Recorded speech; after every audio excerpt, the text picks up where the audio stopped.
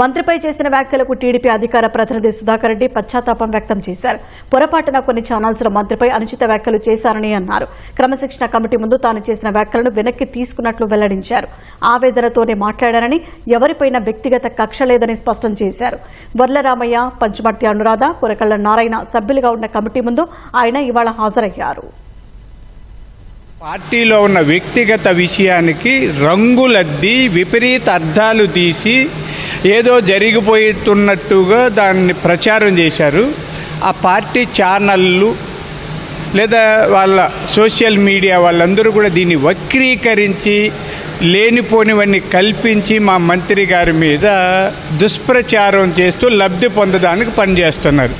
నేను కరుణాకర్ రెడ్డి గారికి ఒకటే చెప్తున్నా, కరుణాకర్ రెడ్డి గారు, మీరు నా భుజాల మీద తుపాకీ పెట్టి మా పార్టీని పేల్చాలనుకోకండి. మీ పార్టీ కూలిపోయింది.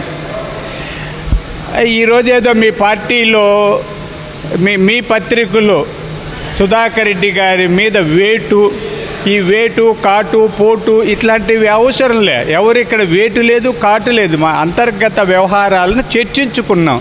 దీనికి సాక్షి పేపరు, సాక్షి ఛానల్లో లేదా కరుణాకర్ రెడ్డి గారు మరొకరు సాక్ష్యం చెప్పాల్సిన పనిలే, వక్రీకరించాల్సిన పనిలే, వ్యాఖ్యానించాల్సిన పనిలే. అయితే నా పోరాటం ఇలాగే కొనసాగుతుంది. వైఎస్ఆర్ పార్టీ ఆగడాలను, అక్రమాలను, అవినీతిని, దురాగతాలను, దుష్ట నీతిని వదిలిపెట్టే ప్రశ్నే లేదు.